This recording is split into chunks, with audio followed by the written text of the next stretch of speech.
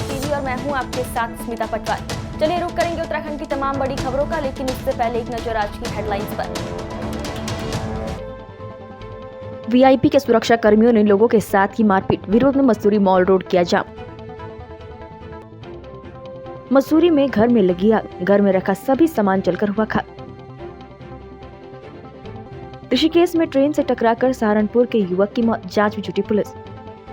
Narendranagar inter college के खेल मैदान में 2 से 4 फरवरी तक चलने वाले 3 दिवसीय राज्य स्तरीय ओपन महिला फुटबॉल प्रतियोगिता का शुभारंभ प्रदेश के वन और तकनीकी शिक्षा मंत्री सुबोध उनियाल ने कार्यक्रम में बतौर मुख्य अतिथि पहुंचकर राज्य स्तरीय महिला ओपन फुटबॉल प्रतियोगिता का शुभारंभ किया। खेल के प्रति सरकार का बहुत गंभीर चिंतन हुआ। यही कारण है कि अभी हमने कुछ समय पहले खेल नीति करके पाए, जिसमें खिलाड़ियों के लिए तमाम तरह की सुविधाओं के अलावा उसकी आजीविका को खेलों से कैसे जोड़ा जाए, उस पर भी बड़ा काम किया गया है और सरकार बहुत गंभीर है इसको लेकर के। हमारे प्रदेश के खिलाड़ियों में बहुत बड़ी संभावना है, क्योंकि पर्वतीय क्षेत्र में रहने वाले बच्चे के अंदर उसके अंदर तकनीक भी है, उसके अंदर दमखम भी है, और उसको केवल दिशा क्या हो सकता है। इसी को देखते हुए लगातार आप देख रहे हैं कि राज्य में खेलों का आयोजन हो रहा है। इस बार ये टिहरी कप, क्योंकि टिहरी में पहले एक समय जनरल करियप्पा कप जो कि उत्तर प्रदेश के ज़माने में बहुत लंबे समय तक चला, टिहरी शहर के घूमने के बाद उस कप का जो लगातार आयोजन होता था वो नहीं हो पाया, लेकिन वो अपने आप में बड़ा महत्वपूर्ण टूर्नामेंट था, लोग उसके अंजाम करते थे साथ। इसके अलावा अब ये क्योंकि महिलाओं और पुरुष में कोई अंतर नहीं रह गया, जिस तरह महिलाओं को भी इसमें आगे बढ़ने का अवसर मिले, इसलिए ये पहले टिहरी कप का फुटबॉल टूर्नामेंट जो महिला राज्य स्तरीय इसके यहाँ पर किया गया, इसके लिए सभी आयोजकों को मैं बहुत बहुत धन्यवाद भी देता हूँ। और अभी हम लोगों का विचार ये है कि अपने राज्य में एक राष्ट्रीय स्तर का हम लोग एक फुटबॉल का टूर्नामेंट करें, और इसके लिए क्योंकि मुझे उत्तराखंड में फुटबॉल एसोसिएशन का अध्यक्ष बनने का अवसर मिला है, हमारा लगातार प्रयास रहेगा कि फुटबॉल के खेल को ऊंचाइयों पर ले जाकर के किस तरह उत्तराखंड के प्रतिभा। टिहरी में जो है प्रतियोगिता कराई जा रही है, इससे जो महिलाओं का है काफ़ी जो उनके अंदर खेलने की रुचि है काफ़ी बढ़ रही है। और हमारी जो टिहरी की टीम है, हमने बहुत लगन लगा के पूरे मन से कोशिश करेंगे कि इस प्रतियोगिता को एक खेल के प्रति अच्छे तरीके से जीती जाए। और खेल टिहरी में कई बार ये, और जैसे पहली बार इस बार हो रहा है, हर बार ये हर साल लगातार ये होता जाए और हमारी टीम से प्रथम आने की कोशिश पूरी जारी रखी। मसूरी में देर शाम को वीआईपी अपनी 5 गाड़ी के काफिले के साथ प्रतिबंधित समय पर मॉल रोड ग्रीन चौक पर पहुंचा, जहां पर सामाजिक कार्यकर्ता पंकज अग्रवाल द्वारा हूटर का प्रयोग और गाड़ियों की धीमी गति से चलने के लिए बोला गया, जिस पर वीआईपी के सुरक्षा कर्मी उतरे और पंकज अग्रवाल के साथ अभद्रता कर उसको मारपीट कर बंदूक दिखाने लगे। वहीं मामला इतना बढ़ गया कि पंकज अग्रवाल अपनी जान बचाने के लिए राजीव अग्रवाल की दुकान में घुस गया, जहाँ पर सुरक्षा कर्मियों द्वारा उसको पीटा गया और उसको जान से मारने की धमकी भी दी गई, जिस पर एकाएक मसूरी के लोग इकट्ठा हो गए और वीआईपी गाड़ियों को घेर लिया, जबकि जिस गाड़ी में वीआईपी था वो गाड़ी वहां से भागने में कामयाब रही। देखते ही देखते लोगों का गुस्सा बढ़ता चला गया। घटना की सूचना मिलते ही मसूरी कोतवाल दिग्वाल सिंह कोहली पुलिस फोर्स के साथ मौके पर पहुंचे, लेकिन व्यापारियों ने पुलिस के खिलाफ भी जमकर नारेबाजी की। स्थानीय लोगों ने वीआईपी का नाम खुलासा किए जाने और सभी सुरक्षा कर्मियों को गिरफ्तार किए जाने को लेकर जमकर प्रदर्शन किया। वहीं मॉल रोड को जाम भी कर दिया। उसमें यदि कुछ वाहन जो है मॉल रोड से इससे पहले से करवा रहे थे, रास्ते में स्थानीय व्यापारियों के साथ किसी मुद्दे को लेकर उनकी जो है आपस में नोकझोंक की लड़ाई झगड़ा हुआ और ये लड़ाई झगड़ा बढ़ गया और फिर जाकर मौके पर जाकर पुलिस के द्वारा शांति व्यवस्था था।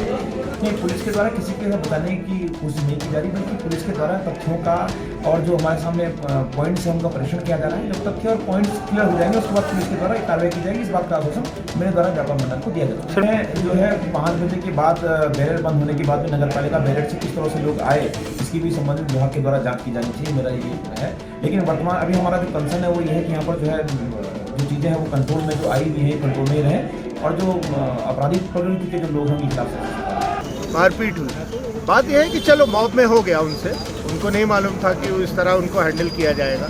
और अगर घटना के 1 घंटे बाद भी एक वीआईपी मॉल रोड पर जहाँ पर दोनों बैरियर लगे हैं, अगर पुलिस के हाथ में नहीं आ रहा तो फिर तो बेकार है शहर में रहना। मॉब, हल्ला, गाड़ी, मारपीट, गाली गलौज, ये सब मसूरी का कल्चर नहीं है। मसूरी का कल्चर सिर्फ हम ये इतना कह रहे हैं कि पुलिस उनको सामने रखकर जो थाना, जो कोतवाली, जो चौकी जहाँ पुलिस कंफर्टेबल हो, उनको सिर्फ ये बता दें कि वाकई जो उसने मुझसे पूछा था कि ये शहर मेरे पिताजी का नहीं है, तो उसको ये बता दिया जाए कि ये शहर हमारा ही है, वाकई ये शहर हमारे बाप का ही है। वो यहाँ मेहमान की तरह घूमे तो अच्छी बात है, नहीं तो मसूरी शायद इस तरह के क्राउड को केटर करने की पोजीशन में तो नहीं। पर उनके पास कोई परमिट है वीआईपी का? आप मुझे दिखाइए परमिट है तो। फिर दूसरी बात, वो आपस में गुंडागर्दी करते हैं, गुंडागर्दी करके दुकानों में घुसते हैं। दुकानों में हमारे बहू बेटे हैं, ये किसी को चोट लग जाए, कोई गिर जाए, कोई पड़ जाए, भाई कौन जिम्मेवार है? ये वीआईपी जिम्मेवार है? ये वीआईपी जिम्मेदार हैं इसके? ये मसूरी का शासन और प्रशासन ये इस बात को क्यों नहीं देखता कि जो ये गाड़ियाँ कैसे अंदर आ रही हैं, जब ये माल रोड बंद है, वहाँ गेट लगा दिए, वहाँ गेट लगा दिए, वहाँ गेट लगा दिए। और गेट लगाने से फायदा क्या हुआ? वीआईपी जो हल्ला करते हुए, टी करते हुए माल रोड पे सीधे जा रहे हैं, चाहे कोई आगे बच्चा है, बड़ा है, उन्हें कोई परवाह नहीं। और लोकल के लिए नियम बनाए जा रहे हैं। लोकल के लिए नियम ऐसे बना दिए कि लोकल गाड़ी एक नहीं आएगी अंदर।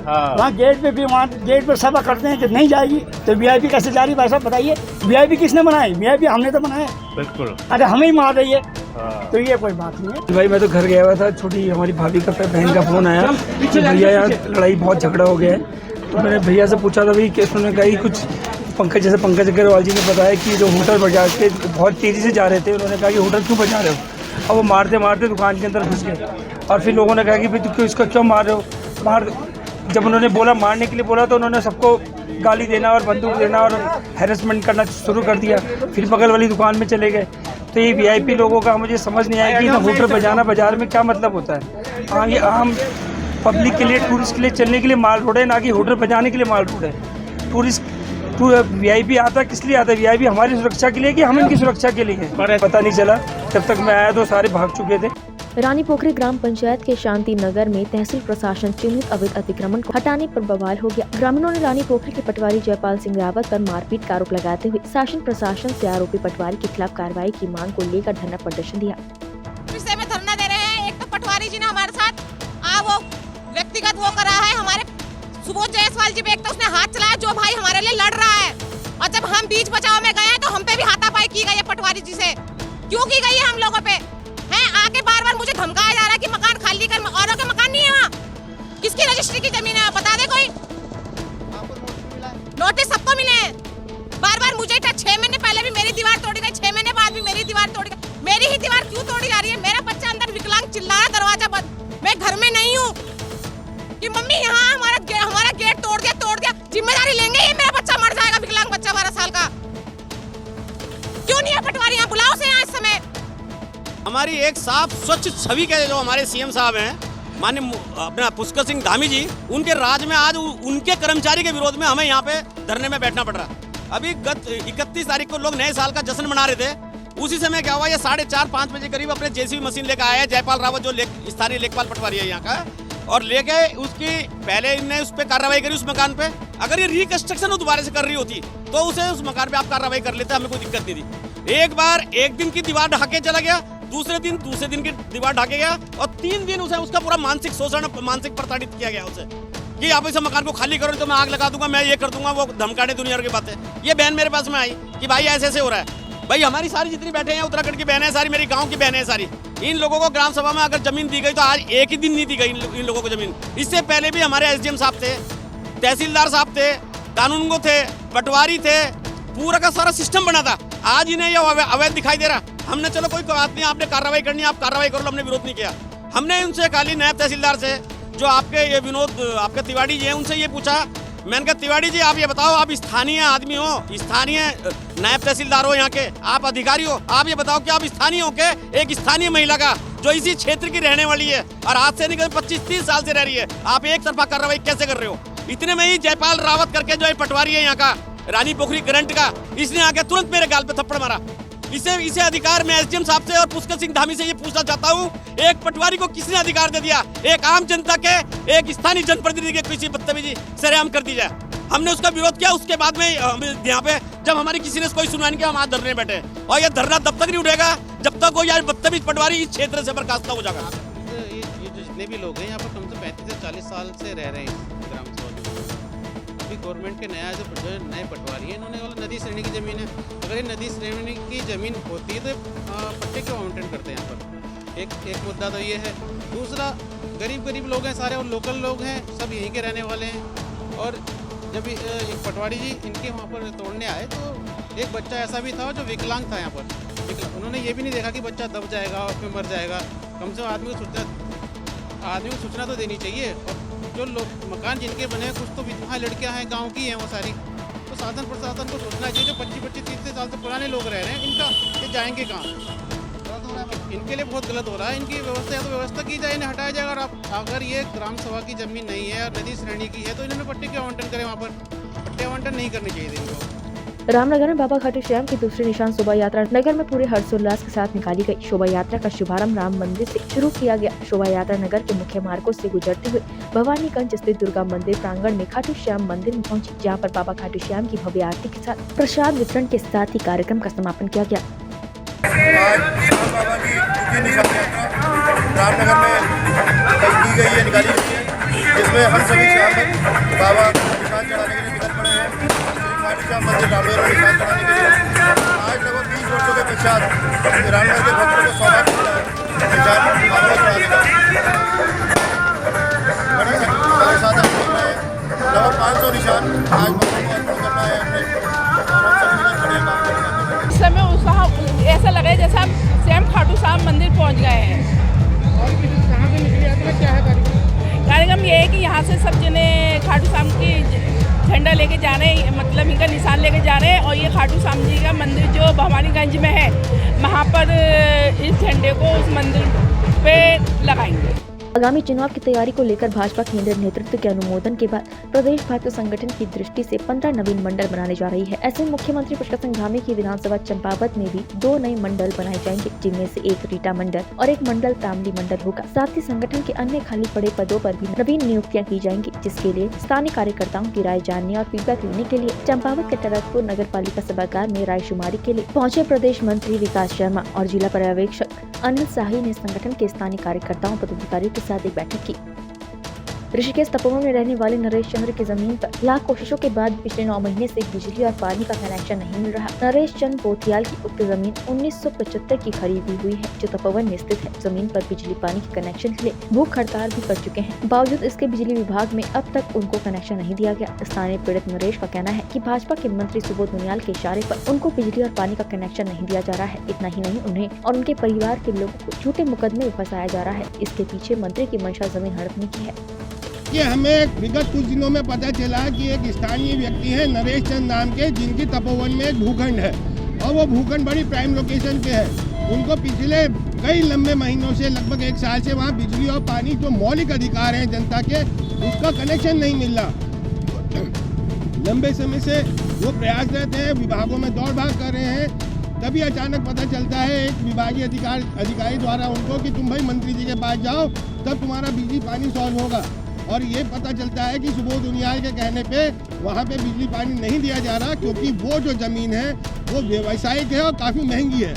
सन 1975 की उनकी खरीदी हुई ज़मीन, जिसके वो एकमात्र मालिक है, उस स्थानीय उत्तराखंडी वासी को परेशान करते हुए जो एक्स पुलिसमैन रहा है, वहाँ पे भूमाफियाओं के साथ मिलकर सुबोध उनियाल बिजली और पानी का कनेक्शन नहीं लगने दे रहा, जिस वजह से वो प्रताड़ित कर रहा है कि किसी तरह ये स्थानीय व्यक्ति जमीन या तो कौड़ियों में बेच दे या तंग होकर भाग जाए।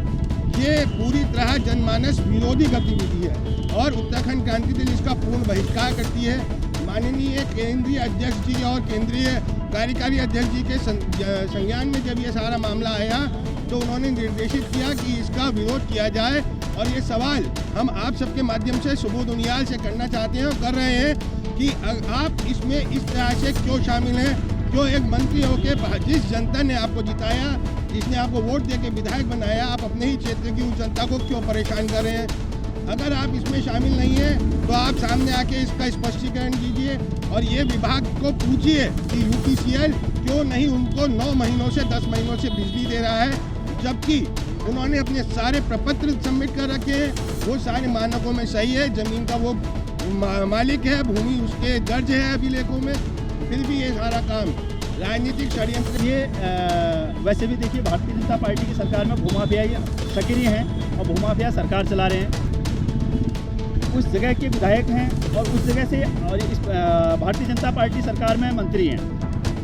वो एक आम व्यक्ति की, हम उत्तराखंड के मूल निवासी की बात करते हैं, एक उत्तराखंड के जो मूल निवासी हैं जिनकी ज़मीन है 1975 से उसकी रजिस्ट्री है, उनके पास खसरा खतौनी सब कुछ है, उसके बाद वहाँ पे एक मंत्री के हस्तक्षेप होने के बाद उनको बिजली पानी का कनेक्शन नहीं मिल पा रहा है। ये बड़ा दुर्भाग्य है। उत्तराखंड क्रांति दल इसका विरोध करता है, इसलिए आज हमने मंत्री जी का मुद्दा दहन कर दिया है।